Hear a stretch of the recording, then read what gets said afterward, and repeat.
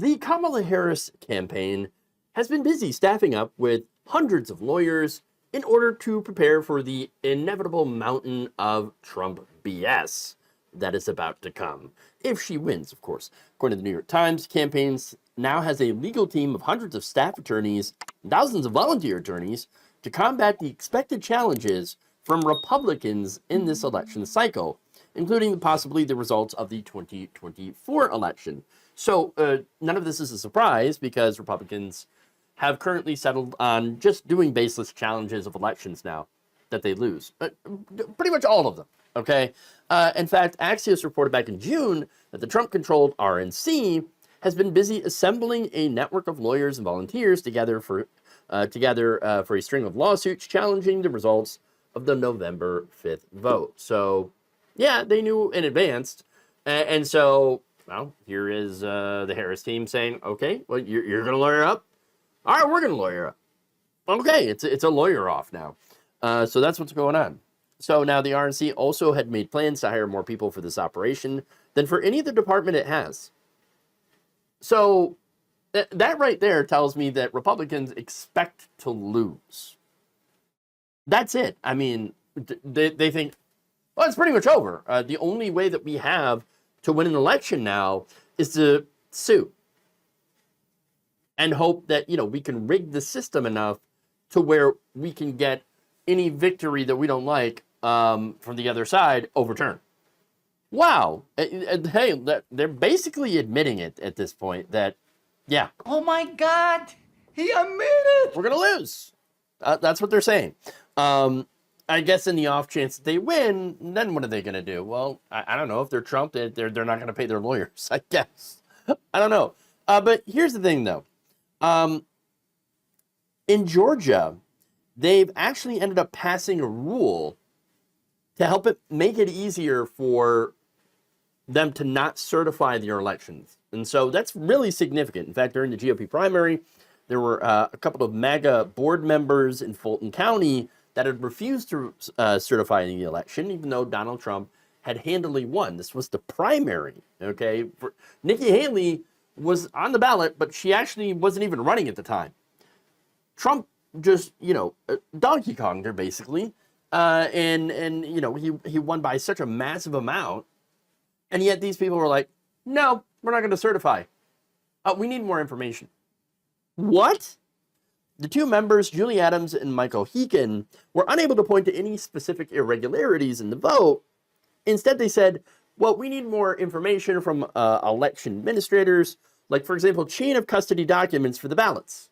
Now, they ended up being outvoted by the rest of the board. It was like, that's ridiculous. Let's just certify the election and move on. In May, Adams, who, by the way, is also part of an election denialist network, voted against certifying another Georgia primary election. So that's despite no irregularities. Once again, she says, well, we need more information. No, this is a dry run, okay?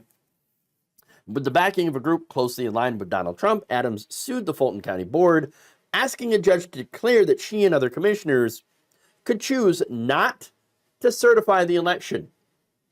This month, Republicans in the legislature gave her exactly what she was asking for, and this is not by accident.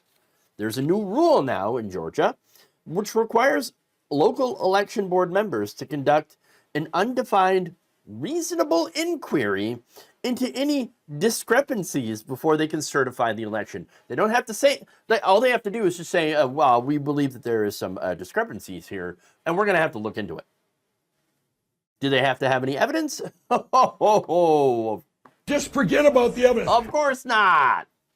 No, this is almost certainly going to be used to, hold up the certification of the election, which is exactly, if you could remember, the the Green Bay switch, I think it was. It was a plan laid out by Steve Bannon and allies of Trump, which essentially was, and this was something that they had been trying to get Mike Pence to do, which he did not do.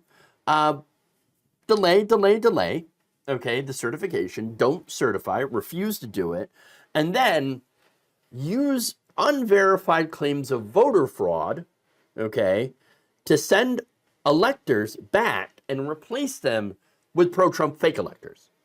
Okay, so that was the plan by Steve Bannon. Okay, now, oh, would you look at that in Georgia? Now the at least in Fulton County, the board can say, well, we think that there were some irregularities, and even though Harris, it says that Harris won, but do we really know?